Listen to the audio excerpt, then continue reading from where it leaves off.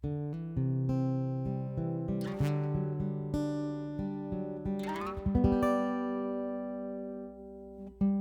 everyone, I'm John Steele, and this is After 4, a podcast for InterVarsity alumni. Life after college is hard, and even a great experience with your InterVarsity chapter doesn't shield you from the challenges of transition. As we hear stories from real alumni learning how to make it in their post-InterVarsity reality, my hope is that this podcast will offer some encouragement, a few laughs, and even some hope for the future.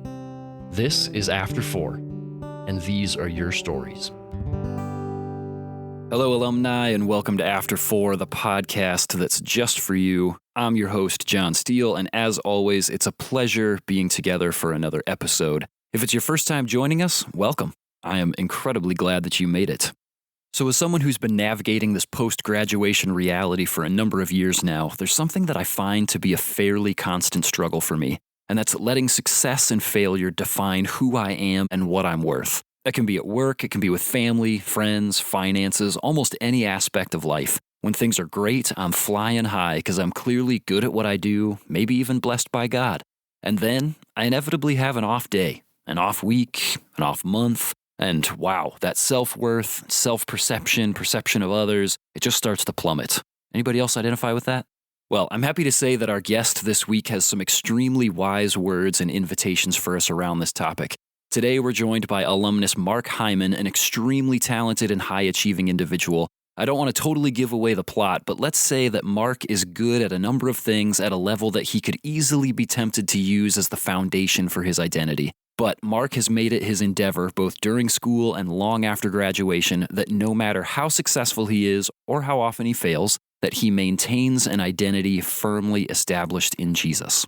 All right, let's get to know Mark together and hear how it is that he does this in his own unique contexts. Here he is. This one's for you, alumni.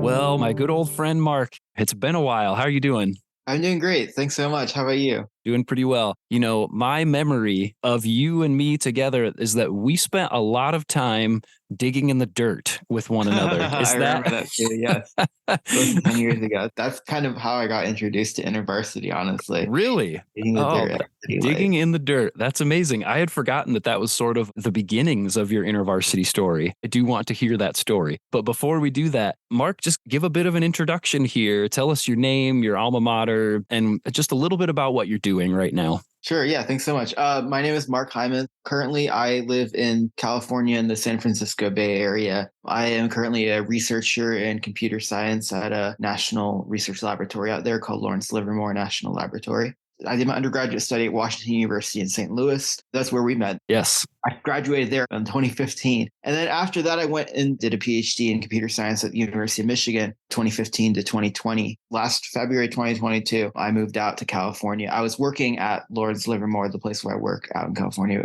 I was fully remote until I moved out here to start going on site some of the time. So I've been out in California in the San Francisco area for just under a year at this point. We mentioned already you and me digging in the dirt. Let's go back to that time. Tell us the story of how you got involved with InterVarsity at WashU in St. Louis. That was spring break of, I think, my sophomore year at the time. And so I was like, well, what am I going to do for spring break? We have the Asian Christian Fellowship at our campus. And so they were organizing this trip. And so I thought, well, I have nothing better to do. Let's go on this trip. Granted, I don't know if I had the most riveting spring breaks. I still think that was probably the most impactful spring break that I spent of any of the 4 years I was in college. Just gave me a really unique perspective on the city. You know, St. Louis is a very complex city and it has a very complex history. The city is very broken in many ways. The area even around WashU makes that so clear. You have 7-figure homes south of campus, and then you can literally cross a street just north of campus and property values drop by half. And it's just because of the huge economic inequality. There's so much work to be done for justice in the city. I'm really thankful for people like City Lights who are really passionate about doing that. To participate in a week doing that in just such a concrete way, we're talking about digging in the dirt, which is very different from the very cerebral way in which you approach life in the ivory tower of academia. So that was my connection to InterVarsity when I was in college. When I was in graduate school at the University of Michigan, I got involved with the branch of InterVarsity there as well. There they had the Graduate Christian Fellowship. So I got involved with GCF there, and I'm really glad that I found the people in GCF when I did. As you think about your GCF experience, is there a standout memory or something that was particularly impactful for you during that time? Well, I could tell several different memories, I guess, but I would say GCF definitely had a really deep impact on my PhD. In fact, arguably it saved my PhD in a sense.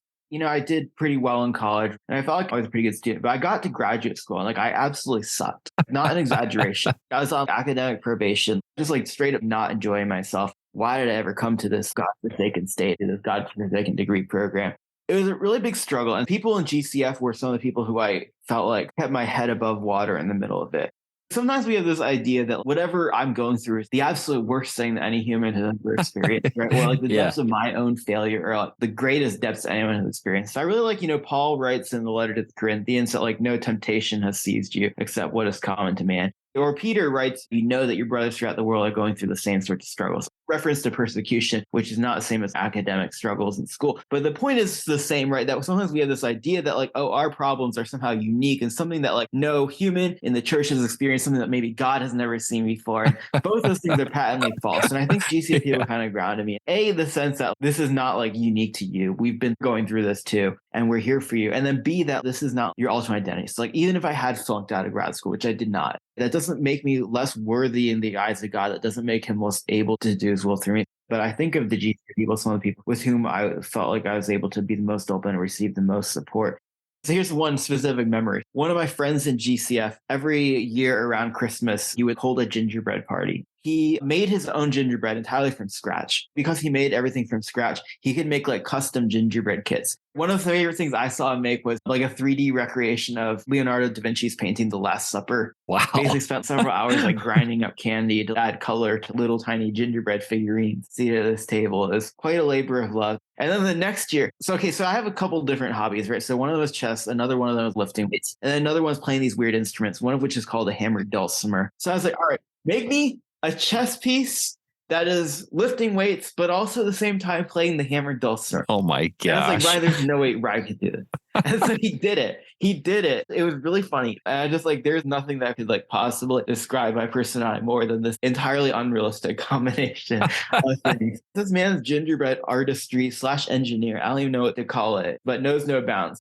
This is one of our more unique conversations, Mark, in that those things and some of the stuff happening in your head and heart around those very unique hobbies that you have, those are actually some of the things that I want us to spend our time talking about. You have a PhD, you play chess, powerlifting, and hammer dulcimer player. I would say probably in particular, we can zero in on chess and powerlifting because I think that those are some things you've had more public experiences with. I agree with that. I have other hobbies. Those are probably the two most public ones. Okay. So tell me, how did you get into this very unique set of hobbies of chess playing and powerlifting? Yeah. So my path to them could not be more opposite. Chess is something that I've done from a young age. My dad taught my brother and me how to play chess. We were 6. Well, actually, the Christmas before our 6th birthday, played my first national level chess tournament shortly before I turned 8. Won my first national title for my age a year after that. The point is, I quickly displayed an ability for chess, and I think there are many reasons for that. One is that my dad is a really good teacher. The other is that my brother is a really good sparring partner. Ultimately, I think the most is that God, for some reason, gave both my brother and me a talent for chess I can't really explain. But then actually, it's interesting because at the end of high school, I started to become sort of dissatisfied. Probably because I was playing chess, probably just because, I did well in school. And so I quickly became the smart kid. But then also I was homeschooled until I went to college. And I don't intrinsically think that homeschooling dooms a kid to being a social outcast or something. Sure. I can just say that I was socially awkward in high school. And rightly or wrongly, I think I kind of took it out on chess. And so I was kind of well, I have great friends and chess at the very least is not advancing my goal to change that. And it's probably the reason for it, or so I thought. And so actually by the end of high school, I literally didn't play at all. I'm done. I want to do anything but chess. Doesn't matter if I'm good at it or not. I just want to do something that will make me feel accepted. Of course, I would critique many ways in which I thought about the world as a teenager. But I do think one of the things I did hit on, no matter how much I succeeded in chess, and this is true for anything else as I would go on to realize throughout the course of life, my success in chess was not going to define me or give me a meaningful sense of identity. It wasn't going to give me a meaningful acceptance from God or from other people. The more you achieve in anything, right, you can sort of get some measure of those things, but it's not the real thing. It's a shallower version of that thing. By the grace of God, I was seeing through that. There were many ways in which I was just frankly immature at that point, but there were some ways in which there was a holy dissatisfaction, I guess. I pivoted away from chess to many other things. I was getting really into like these Bible memorization contests that I was doing. Which, Nice. if I was concerned about being a nerd, I'm not sure if that is better, but at this point, I was getting really into like all these weird musical instruments. That's where I kind of learned about the hammer dulcimer, how to play it. And God has used all those and continues to use like, the knowledge of scripture I gained from that, right? The music I still play right to this point. But in college, I played chess a little bit because the president of the chess club at WashU heard about me. He's like, this guy's like super high rated. I'm going to like recruit this guy. So every year between Christmas and New Year's, they would hold the national championship for college students. And I went every year as the undergrad student, actually 2 years as a grad student. But I would say as an adult, I still played pretty minimally up until about 3 or 4 months ago, which we'll probably talk about. Powerlifting is the exact opposite. I didn't play like any sports really growing up. In the homeschool co-op, we would play dodgeball or something like that during our school breaks. And I was always the last person to get picked. So like, that you're bad at sports when among the homeschoolers, you've sunk to the bottom. Oh my gosh. I was like not only bad at sports, I just assumed that I would always be bad at sports. But during my senior year of college, one of my good friends from WashU was getting really into lifting weights. This guy, unlike me, is built like a tank. Also an incredibly smart person. Also like one of the persons who feel like who most loves Jesus of anyone I know. He was getting really into lifting weights and I really wanted to try, but was too chicken. Until right before I graduated college, I was just like, well, I'm going to be out of here in a couple of days. Nobody has to see me again. So I was like, all right, Shane, take me to the gym. Show me what you do. So we went like twice, right? And then I graduated and I left. I lifted a little bit over the summer. And then in graduate school, like I mentioned, it was really challenging in a lot of ways. And I was like, I want anything except research. The cerebral thing is really intangible, whereas lifting is very physical. It's very easy to see, like, did I complete what I set out to do? It was gratifying in all the ways that I felt deprived of research. But then it was also funny because, like I said, I had this impression that gym rats would be the people who would most make you feel the smallest and the most worthless of humans or something like that. I'm not going to say that there's no one out there like that, but by and large, I had it entirely backward. Some of the people I've met through powerlifting are some of the most supportive people I've met. And the overall culture of powerlifting is one of the most supportive of the ones I'm regularly in. I'm not saying this to like glorify powerlifting culture at some level that it doesn't deserve to be, but I can say, at least compared to some things like chess or even some aspects of like subcultures of academia, it is refreshing in some ways. And I guess I would say that is sort of a theme as I kind of balance chess and powerlifting in graduate school and certainly many other life pursuits and stuff I have. None of these things are ultimate. I mentioned that I realized at a young age, right, that chess could not be ultimate in my life and be fulfilling. I hope it goes without saying, but I want to say it anyways. That's true of powerlifting. That's true of scientific research. None of these things are capable of giving us that sense of meaning that only comes from God and is given to us through the work of Christ. If we do try to patch together some sense of meaning, like we're giving ourselves the fig leaves, that's what we're clothing ourselves with. Yes. To try to patch over our fallen and limited human condition. So the point is that like what I think that all these hobbies do, right? They're not like some type of patchwork set of fig leaves I'm trying to wove together. I'm not trying to say, oh, well, none of these things individually can be my identity, but collectively they can be. But what I think they each do, because like I said, they are so different culturally speaking, and my paths through them are also very different. Each of them reminds me that the other is not ultimate. Interesting. And so I see through them the strengths of one that reveal the weaknesses of the other. So there is a temptation to try to say, hey, I'm going to try to weave together the perfect portfolio of activities that somehow can meet all my core needs as a person. I'm sure that I've done that at times, but I would say that I hope as I pursue God, I come to do better over time. I basically allow each of these things to remind me that the others belong in their subordinate place. The identity I receive from Christ, the meaning I experience in him, right? And the calling I have to be first and foremost dedicated to doing his will. That's really interesting that even as you excel or succeed or see improvement in each one of them, that there's still these places where you say, yep, and even in the midst of this is reminding me back and forth that these do not complete me, that these do not define who I am, and that there's something more here, and that through all of this, Jesus is the constant.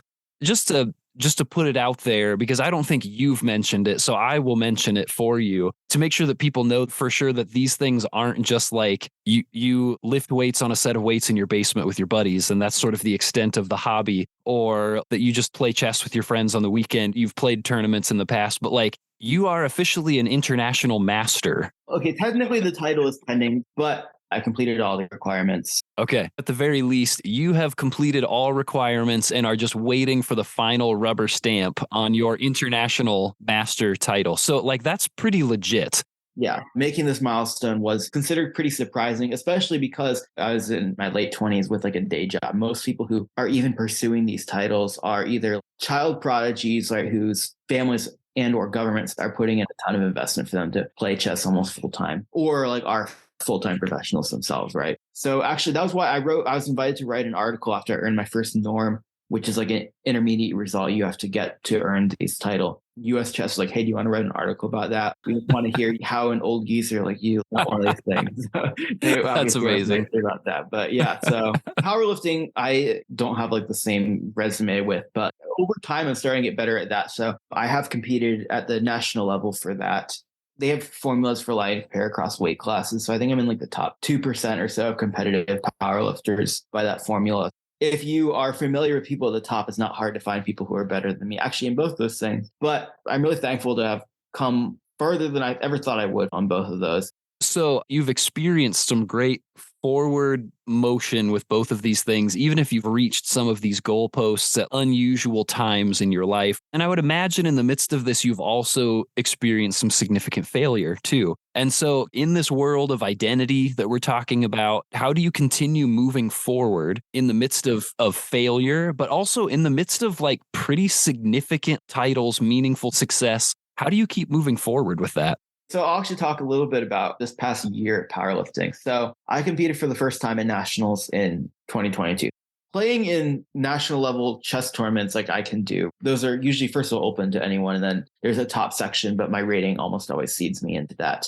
Not so for nationals. Powerlifting has 3 lifts: squats, bench press, deadlifts. You get 3 attempts to do 1 repetition with as much weight as you can on each, and your heaviest of each of those 3 attempts counts toward your total. So I was hoping to hit it in like 2018. And then they raised the qualifying total the day before I was going to compete and try to hit that qualifying total. Wow. So I was like, okay, now it's out of my reach. Then they raised it again the next year, moving it further beyond reach. All in all, the qualifying total for nationals in my weight class is now over 100 kilograms, or like 220 pounds, higher than it was when I first was trying to qualify. So the point is, right, this is a non-trivial chunk of weight. But in 2022, USA Powerlifting was holding their national championships in Las Vegas, Nevada in June.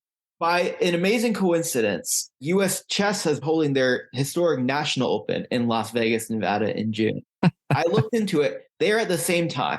I was like, this can't be planned. There are not many, if any, people who compete in both at a high level. It actually is even weirder than that. They are literally located in the same mega resort. Like, so same time, same place. They're holding both things. Crazy. When I got there, or I did get there, but as I'll describe, it was not easy. When I got there, I realized they were actually literally down the hall. So sometimes I'd be playing chess and I'd sneak out to watch the lifting. I lifted weights and I literally went and ran down in my singlet to start the chess tournament. The point is, I saw this coincidence that these tournaments are going to be held together. I was like, I have to do whatever I can to hit that qualifying total after all these years. So I tried at the Michigan State Championship in November 2021. I choked on the bench press and I kind of like knocked myself out of contention. Okay, fine. Not a big deal. I will try again in February, because you need like a few months between, because it's a very physically draining event to try to hit maximal effort. This is literally like as I was moving out to California. So I drove from Pittsburgh, Pennsylvania, where I was living, to California. The first stop on this road trip was Columbus, Ohio, where I did another meet to try to qualify. Had a scare, but succeeded where I'd failed before. Got to deadlift, final deadlift, loaded up the number I needed to qualify. I got it like inches from lockout. I just couldn't bring it those last couple inches. So close. I looked down. It's like the saddest I've ever been at powerlifting. So I was really sad as I was driving. I stopped in St. Louis, Missouri. Actually, I visited a friend from college. And then I was driving through Kansas. So I had like a bunch of time to be like really lonely and sad because there's like nothing in Kansas. With all due respect to Kansas, I'm sorry, that's not a fair generalization as somebody who's never lived there. But I was thinking about it. I was like, man, I really, really don't want to give up on this. It just felt like this is just like meant to be. Maybe I can still find a meet that somehow still has openings. It would be a really rushed turnaround. It's only 4 months. That would be a rough turnaround, even if I had qualified to go into prep. But having to prepare for another meet, do that other meet, recover from the other meet, go into nationals. So I was contemplating, should I do this? There is a way in which I could just be kicking against the goats. I'm sure almost any reasonable powerlifting coach would probably say this is absolute madness. Take your L with dignity and try the next day, right? Yeah. As I was thinking about that, I was like, it's not just about like what I want. Guess what? Life is tough and life isn't fair. And, you know, as Les Miserables musicals, some dreams are not meant to be, right? That's just the way of life. as I was trying to decide, do I accept this, right? Or do I still make the push? Like I was trying to say a couple things. One, can I do this in such a way that the process by which I pursue this builds my relationships with other people? I want to do something in which that allows me to like sort of be more intentional with my relationships. So I quickly was able to find a good powerlifting community. And the church that I was recommended to on this road trip, I met this couple, the husband and wife are both powerlifters. The husband, Matt Young, literally holds the American record in the bench press for the weight class above me. But they are some of the most humble people. They embody the character of Christ, among the best of anyone I've ever met. I hang out with them a lot. We're really good friends. So God is really faithful, actually, providing me a great Christian community out there, providing a great powerlifting community, and making the two not even be completely disjoint, which is really funny. So I think the path by which I pursued the goal poured into my life and the people around me. Second of all, can the process of me like trying to get to nationals for powerlifting actually in itself be redemptive? And I think it was. Looking back on it, I found a meet in West Virginia. I actually flew back in late April to compete in the West Virginia State Championship. So I'm really thankful that, like, you know, even after the failure and then the second failure, that looked like it would be the final opportunity to fail, that it wasn't, that God had this other plan to do it. I didn't deserve to be here. I snuck in like 6.5 weeks out by the skin of my teeth, right? I actually did really well in Nats. I wasn't like in contention to win or anything, but by my standards, with a 6.5 week turnaround, I was like, look, I might be too physically wiped to even compete. Maybe I won't even like match what I did to get there. But like the point for me was just have fun and laugh at this absurd combination of events. But I actually hit personal best and everything. It was quite ridiculous. I really wanted to deadlift 600 pounds like in my life. I did like 584 pounds to qualify, which is the weight I had failed. So then I was deadlifting at Nats and like, you know, I deadlifted it first attempt. Second attempt, 573 pounds, like very close to what I hit before. Moved well. I knew I could lift more, but it was not easy. I actually called for 589 pounds. You're usually not allowed to change your attempt if you put them in, but for your last deadlift, you're allowed to change it. Literally nobody thought that 600 would be there. I certainly didn't even. But then I was watching the video again. I was like, you know, I feel like I have made big jumps like this before. Maybe I'll have a good fight. Maybe I'll get to my knees like I did the 584 that I couldn't lock out in February. So I changed the attempt. I did the thing. Nobody, based on training, based on like how my previous number had moved, there's no human reason that number should. But like, I cannot express. I mean, it's kind of dumb, right? I mean, there are people out there, like even my size, who can lift even more weight than that. Like, much as like that was a huge lifetime goal for me, I would be the last to say that it's anywhere near the limits of what humans can do. It's beyond the limits of what I certainly thought I could do. You know, there's a song by Casting Crowns. What's it called? Voice of Truth, right? And so I really like that song. I was thinking about it, talking at first like the story of like Peter, right? And Jesus calls him and he's like walking on water. You know, the waves, it feels like they're like mocking him, right? And then it talks like David, the giant, right? It's like talking and laughing and like reminding me all the time you tried before and failed. And the voice of truth, right? Is saying like, this is for my glory, right? I'm not saying this is special because 600 pounds is some number that is foreign to the limits of any human, but like that to me felt like a God moment if I ever had one. I think that God cares about everything we do, right? I think that like God is moving in everything we do. So that's why I'm not ashamed to say that. So I'm not saying this because I think powerlifting or the act of lifting is some profound thing, but it's because of what we see through it, the work of God, I would say the work of God doing in it. One of my favorite scripture passages is 1 Corinthians 1. Paul's writing to the Corinthian church and saying, like, look, not many of you, when God called you, were like wise by human standards. Not many of you were influential. Not many of you were noble birth. God chose the foolish things of the world to shame the wise. And God chose the weak things of the world to shame the strong, right? So like, you know, I don't think that I'm a great athletic talent. I definitely would say I'm one of the weak ones. And so if anyone's like, wow, like I feel like I should be a lot more talented than that guy, athletically speaking, like you're probably right. And maybe that's exactly God's point. But if all of these things do not make me more in awe of the work of God, more desiring to serve other people, like more able to recognize the grace that God has given to other people. Like if they do not humble me and put me in my place, if they do not motivate me to want to serve God and other people better, then I might as well not do them. I do think that's true. And so through all these things, I hope that if nothing else, like I don't think I'm going to leave a huge, like I said, there are other people who are better than me in powerlifting. There are people who are better than me than chess. There's such a thing as grandmasters out there, right? It's not that the legacy I'm going to leave is going to be like, wow, like he was the greatest athlete that, you know, any of these sports has ever seen, right? The greatest science research that he's ever seen. And even if I were, that's not the legacy I'd like to leave. What I would like is to produce this character of me that leads me to this deeper level of humility and this desire to serve others.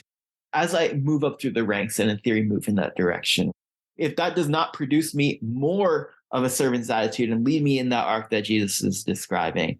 I think I've gotten it all backwards. Wow. Mark, as I hear you share this story, I just hear you saying that whether it's in the midst of success or failure, that your desire is that the outcome of what you're doing is benefiting the people around you, the community that you are interacting with, that you are adding value to their lives and to their experience, and that you are glorifying God in what you do. That whatever success or failure you experience in these communities and in these competitions, or even just in the gym or in a casual game of chess, if there is such a thing for you as a casual game of chess. Way too much. I play more online chess than I should. Oh, nice. That in the midst of those things, that you are pointing people towards Jesus. And as I hear you sharing these things, and as I think about alumni listening to this story, somebody who's just stepping into their post-college reality, stepping into a place and a group of people and maybe even a job that they're just like, where do I go from here?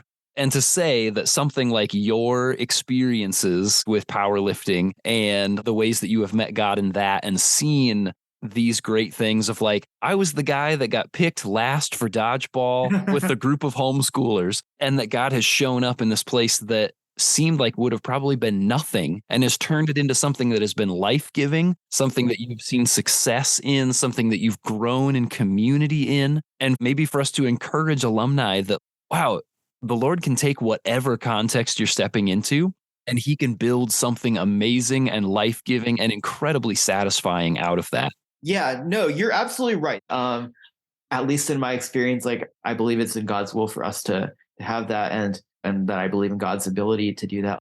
It is a good gift that God will give to all those who are earnestly seeking it. That's awesome.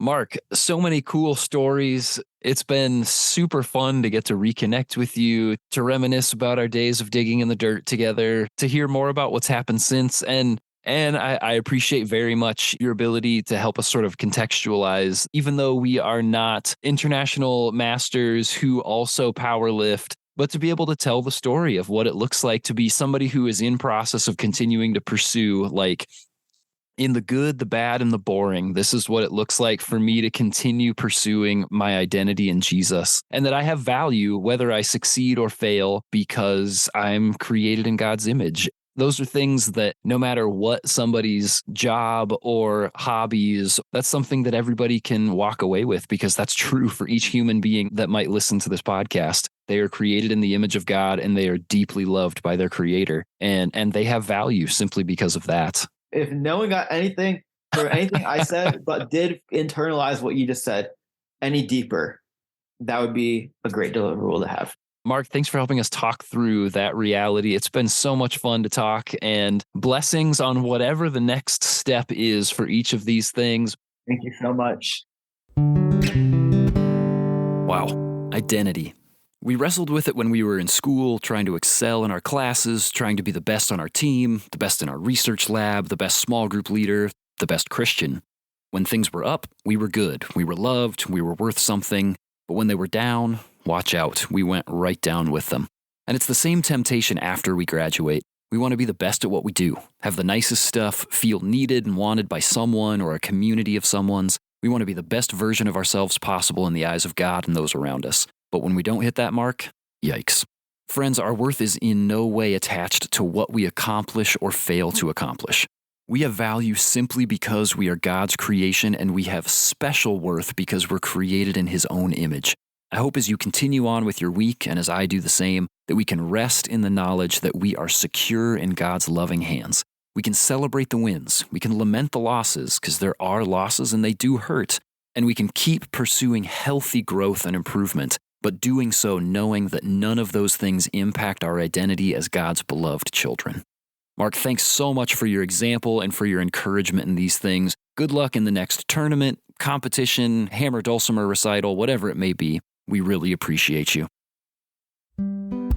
If there was anything that you learned that you really enjoyed or that encouraged you from today's episode, send us a DM or tag us in a story. You can find us at After4Pod on Instagram and Facebook. We would love to hear all about it. Then be sure to come back next week for an opportunity to do something that I'm guessing few of us get to do after graduation.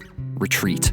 I'm excited to spend some time together in a unique way in preparation for the Lenten season. As always, thanks so much for joining us. If you haven't already, take a second to unlock your phone and subscribe to the podcast. If your platform lets you, leave us a rating and a review. And if you like what we're doing here, share us with your InterVarsity or other post-graduation friends. Thanks again for listening, and I will see you in the after, alumni.